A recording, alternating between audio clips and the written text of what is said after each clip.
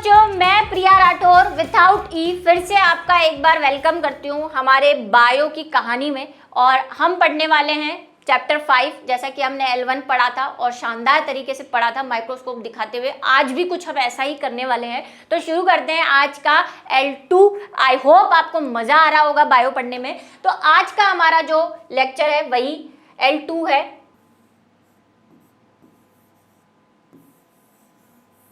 L2 है, उसको शुरू करने वाले हैं हम। तो देख लेते हैं क्या था हमारा चैप्टर फ्लो। जैसा कि आपको पता है, जो दो चीज़ें थी, कोशिका की खोज जिसके बारे में हम पढ़ चुके हैं, और सूक्ष्मदर्शी की संरचना, कोशिका की परिभाषा, कोशिका की संरचना, और ये सारी चीज़ें हमें पढ़नी है।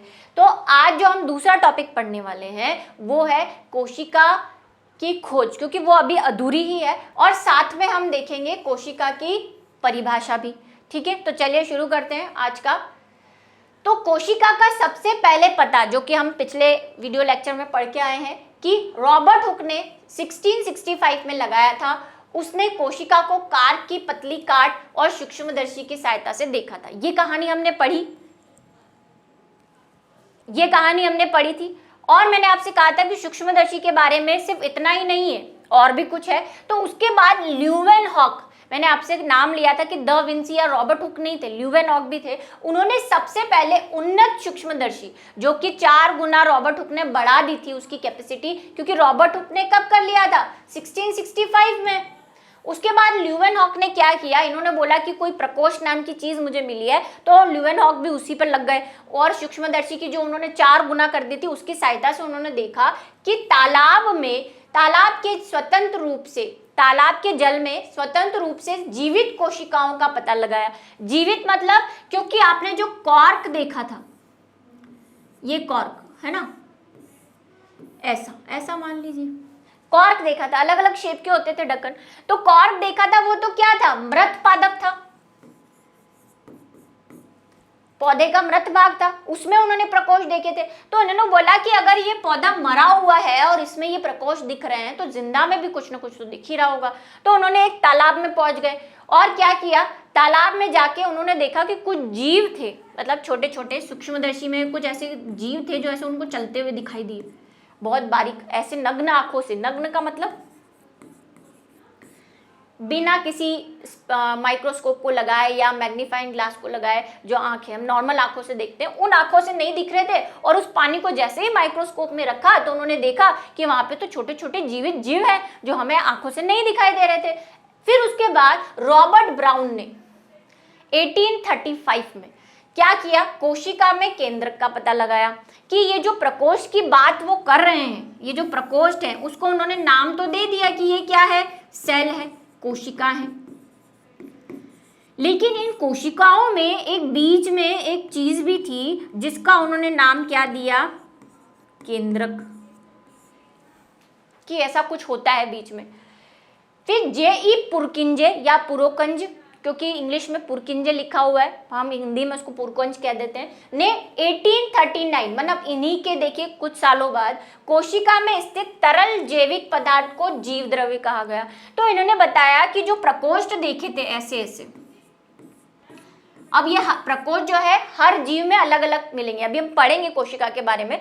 तो उन्होंने देखा कि जो प्रकोष्ठ थे और जो जीवित कोशिकाएं उन्होंने तालाब में ढूंढी थी, और रॉबर्ट ब्राउन ने जब इन दोनों को देखा तो पाया कि बीच में तो एक ऐसा कुछ स्ट्रक्चर है जिसे केंद्रक कहते हैं। और फिर पुरकिंजे ने देखा कि ये जो कुछ लिक्विड जैसी कोई चीज भरी हुई है इसके अंदर, जेली जैसी, ये जो जेली है इसको उन्होंने क्या नाम दिया, जीव द्रव्य। केंद्रक को तो हम कहते हैं न्यूक्लियस, और जीव द्रव्य को हम कहते हैं साइटोप्लाज्म।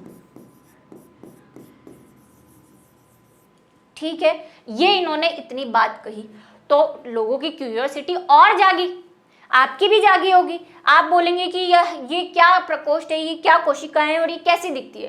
तो अगर आप इन कोशिकाओं को देखना चाहते हैं तो आपकी बुक में एक एक्टिविटी दी है, और इसीलिए दी है क्योंकि ये तो प्रूफ हो गया था कि मृत में भी, यानी कि जीव जब मृत हो जाते हैं तब भी उसमें सेल होती है, और जब वो जिंदा रहते हैं, जिसको हम क्या कहते हैं, सजीव, इन सजीवों में भी क्या होती है, ये सेल नाम की चीज होती है। तो चलिए किसी सजीव को खोल के देखते हैं। तो एक क्रियाकलाप यानी एक्टिविटी आपकी बुक में दे रखी है, एनसीईआरटी बुक में, कि प्याज का एक छोटा टुकड़ा लो, चिमटी की सहायता से हम प्याज का अवतल सतह समझते हैं, ये प्याज है ना, ऐसी प्याज की झिल्लियां होंगी। तो ये जो सतह है अंदर वाली, इसको क्या बोल रहे हैं? अवतल सतह। अवतल सतह की ओर यानी भीतरी सतह की ओर, लिखा हुआ आई गया, से झिल्ली उतार सकते हैं आप। जैसे उसको खोलेंगे वैसे झिल्ली उतरेगी। इस झिल्ली को तुरंत पानी में वॉच ग्लास में रख दें, ठीक है। इससे झिल्ली मुड़ने अथवा सूखने से बच जाएगी। क्या होता है, अभी हम प्रैक्टिकल करने वाले हैं इसका, देखिएगा। हम इस झिल्ली से क्या कर सकते हैं? अब इस झिल्ली से क्या करेंगे हम? इस झिल्ली से एक कांच की स्लाइड में, स्लाइड क्या होती है? माइक्रोस्कोप के नीचे एक कांच की स्लाइड मिलती है, प्रैक्टिकल में अभी आप देखेंगे, उसको स्लाइड कहते हैं, ठीक है। वो स्लाइड के ऊपर हम पानी की एक बूंद डालेंगे। वॉच ग्लास में रखी झिल्ली के इस टुकड़े को इस स्लाइड पर रख दो। यह ध्यान रखें कि झिल्ली बिल्कुल सीधी हो, मतलब टेढ़ी मेढ़ी नहीं होनी चाहिए। एक पतला पेंट ब्रश या ब्रश झिल्ली को स्लाइड पर रखने की आपकी सहायता कर सकता है, मतलब ब्रश की सहायता से उसे उठा के रखना है, हाथों से नहीं रखना, फिंगरप्रिंट आ जाएंगे, फिर वो माइक्रोस्कोप में दिखेंगे। अब इस पर एक बूंद सेफ्रेमाइन, जिसको सेफ्रेनिन भी कहते हैं, कि डालो और इसे कवर स्लिप की सहायता से रख दो। कवर स्लिप को सुई की सहायता से इस प्रकार रखें जिससे कि उसमें वायु का बुलबुला न आए। अपने अध्यापक को, अध्यापक मतलब मैं, ठीक है, से सहायता ले, तो आपकी सहायता मैं पूरी करूंगी। इसमें प्याज की झिल्ली की अस्थायी स्लाइड बनाना है। अस्थायी मतलब ऐसी स्लाइड जो बाद में धोई भी जा सकती है ना, उसका कोई आगे यूज नहीं है तो हम उसको साफ कर सकते हैं। अब इसमें हमें पहले कम शक्ति वाले, मतलब ये माइक्रोस्कोप है, मैंने आपको बताया कि यहाँ पे क्या होता है, यहाँ पे 10 से लेकर 40, यहाँ पे नीचे भी क्या होते हैं, चेंज होते हैं, 45, 10x ऐसे होते हैं। तो पहले कम वाले मैग्नीफाइंग पर और फिर उच्च शक्ति वाले संयुक्त सूक्ष्मदर्शी में देखना है। अब इसने बोल दिया अध्यापक की सहायता लो, तो मैं आपकी सहायता जरूर करूंगी। तो अभी जो आपको कहानी समझ में नहीं आई उसको समझने के लिए करना पड़ेगा हमें एक प्रैक्टिकल, जो हम देखेंगे। तो चलिए शुरू करते हैं प्याज की कोशिकाओं को माइक्रोस्कोप में देखने का। तो आज हम पादप कोशिका को, हमारे जो फ्रेंड है, याद है ना हमारा फ्रेंड कौन था, ये माइक्रोस्कोप, इसमें हम देखेंगे कि पादप कोशिका कैसे दिखती है। और पादप कोशिका को सिंपली सबसे इजीली कहाँ देखा जा सकता है? प्याज की कोशिकाओं में, क्योंकि वो इजीली वहां से निकल भी जाती है और हम उसे सरलता से देख सकते हैं। तो चलिए शुरू करते हैं प्याज की कोशिकाओं को देखना। क्या करना है इसके लिए?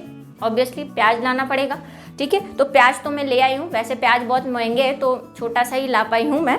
तो प्याज जो है वो हम क्या करेंगे, प्याज की, जब आप प्याज काटते हैं तो आपने कई बार देखा होगा उसमें एक झिल्ली जैसी संरचना दिखाई देती है, काटते हैं तभी निकल जाती है वो, वही झिल्ली हमें अलग करनी है उससे, और इसकी हेल्प से करेंगे। अब आप इसे चिमटा बोल सकते हैं, लेकिन ये फोर्सेप है, इसे क्या कहा जाता है? फोर्सेप। तो फोर्सेप से हम ये जो झिल्ली है वो अलग कर लेंगे। आपको दिख रही होगी ये झिल्ली हमने अलग कर ली है।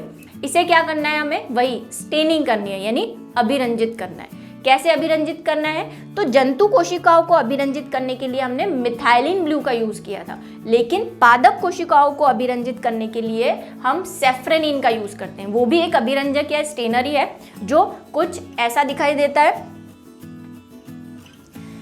रेड कलर का, डार्क रेड कलर, जैसा आपका ब्लड का कलर होता है ना, खून का कलर, वैसा सा ही दिखाई देता है। तो इससे हम इसे अभिरंजित करते हैं। तो स्टेनिंग करने के लिए हमें क्या करना होगा? स्टेनिंग करने के लिए हमें सबसे पहले पानी की कुछ ड्रॉप्स लेनी होगी, बूंदे लेनी होगी। इसमें हम हमारा स्टेनर जो कि सेफ्रेनिन है उसकी कुछ ड्रॉप्स डालेंगे।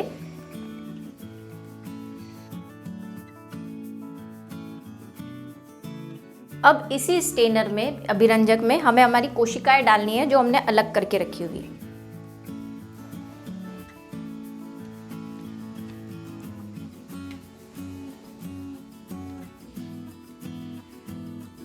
और इसे 30 सेकंड के लिए स्टेन होने के लिए रह देंगे और वेट करेंगे थोड़ा, ताकि ये अच्छे से स्टेन हो जाए।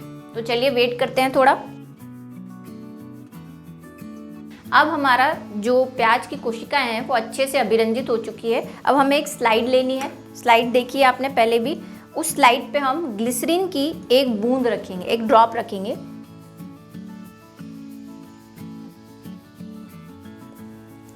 ठीक है। अब इस ग्लिसरीन की बूंद पे हमारी जो कोशिकाएं हैं, जो स्टेन हो चुकी है प्याज की कोशिकाएं, उसको लेंगे, ब्रश की सहायता से उसे लेंगे क्योंकि वो बहुत ही सॉफ्ट है और आसानी से फोर्सेप में पकड़ी नहीं जाएगी। अब हम हमारी जो कोशिकाएं हैं उसको हम ग्लिसरीन पर रख देंगे अच्छे से और कवर स्लिप लगा देंगे। कवर स्लिप हमेशा निडल की हेल्प से लगानी चाहिए, निडल मीन्स ये, इसकी हेल्प से लगानी चाहिए ताकि इसमें एयर बबल नहीं आए, यानी हवा नहीं घुसे बीच में, वरना वो माइक्रोस्कोप में एयर बबल हमें देखने में दिक्कत करता है। चलिए अब इसे हम माइक्रोस्कोप के नीचे रखते हैं और देखते हैं कि हमारी प्याज की कोशिकाएं कैसे दिखती हैं।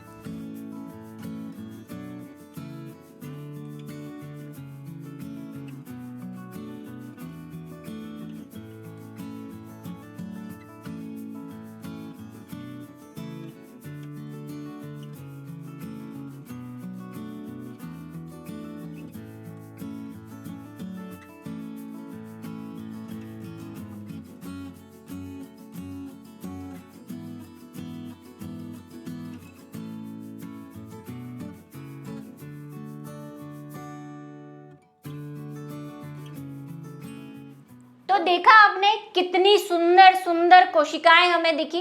तो एक बार उसका ब्लैक बोर्ड पे चित्र बना ले कि कैसी कोशिकाएं हमें दिखी, देखकर आए ना आप। चलिए, जब आपने स्लाइड पर देखा तो आपको इस तरह की कुछ लंबी कोशिकाएं दिखी थी।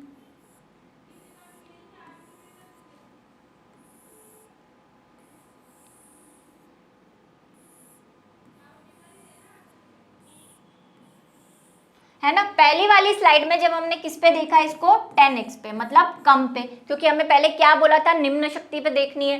तो निम्न शक्ति पे जब हमने देखा, आपने प्रैक्टिकल में देखा, मैंने 10x लिखा हुआ है उस पे, तो हमें बहुत सारी कोशिकाएं दिख रही थी आपको ऐसे गोले में, है ना, इस तरह से रेड कलर की। वो रेड कलर की क्यों है, क्योंकि हमने उसमें सेफ्रेमाइन डाला है। ठीक है, बताया था ना क्यों डालते हैं, कलर करने के लिए उसको, ताकि वो अच्छे से दिखे। तो ऐसी ऐसी कोशिकाएं दिखी थी। जब हमने उसको क्या किया, 45 पे देखा, तो 45 पे आपको ऐसे दिखी, वो एक बाहर मेम्ब्रेन दिख रही थी,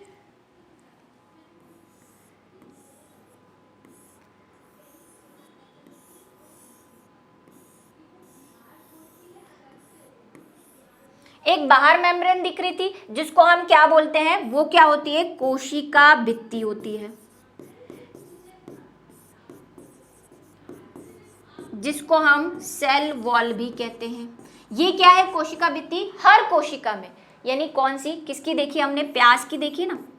तो प्याज वाली कोशिका, प्याज क्या है, एक पादप है, प्लांट है, क्योंकि एनिमल में थोड़ा डिफरेंट होता है, एनिमल वाली भी पढ़ेंगे धीरे धीरे।